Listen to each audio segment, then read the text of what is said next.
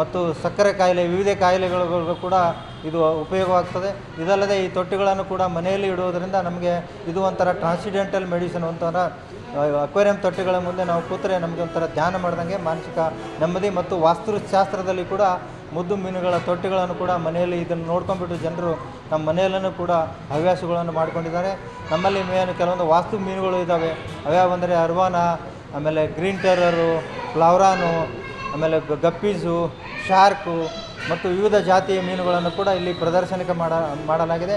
ಒಟ್ಟಾಗಿ ಹೇಳಬೇಕಂತಂದರೆ ಉತ್ತರ ಕರ್ನಾಟಕ ಭಾಗದಲ್ಲಿ ಕೂಡ ಇದು ಬರನಾಡ ಅಂತ ಹಣೆಪಟ್ಟಿಯಲ್ಲಿದ್ದರೂ ಇದು ನಮ್ಮ ಜಿಲ್ಲೆಯಲ್ಲಿ ಅಥವಾ ಕರ್ನಾಟಕ ರಾಜ್ಯದಲ್ಲಿ ಕೂಡ ಇಷ್ಟೊಂದು ಅಚ್ಚುಕಟ್ಟವಾಗಿ ಮುದ್ದು ಮೀನು ಸಂಗ್ರಹಾಲಯವನ್ನು ಒಳ್ಳೆಯ ಇದರಿಂದ ನಾವು ನಿರ್ವಹಣೆ ಮಾಡ್ತಾಯಿದ್ವಿ.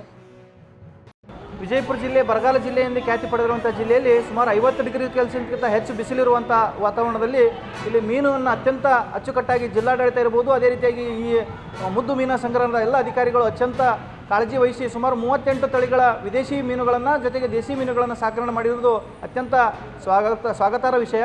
ಇಲ್ಲಿ ರಜೆ ದಿನಗಳಲ್ಲಿರ್ಬೋದು, ಅದೇ ರೀತಿಯಾಗಿ ಪ್ರವಾಸಿಗರಿಗೆ ಈ ಮುದ್ದು ಮೀನು ಸಂಗ್ರಹವನ್ನು ಸುಮಾರು ಅಚ್ಚುಕಟ್ಟಾಗಿ ಕಲರ್ಫುಲ್ ಮೀನು ಇರೋದ್ರಿಂದ ಎಲ್ಲರೂ ಬಂದು ನೋಡ್ಬೋದು. ಅದೇ ರೀತಿಯಾಗಿ ಕಡಿಮೆ ದರ ಐತಿ, ಕೇವಲ 5 ರೂಪಾಯಿ ದರದಿಂದ ಇಲ್ಲಿ ಪ್ರಾರಂಭವಾಗೋದ್ರಿಂದ ಎಲ್ಲ ಸಣ್ಣ ಮಕ್ಕಳಿಗಿರ್ಬೋದು, ದೊಡ್ಡವರಿರ್ಬೋದು ಅತ್ಯಂತ ಮನೋರಂಜನೆ ಉಂಟಾಗ್ತದೆ.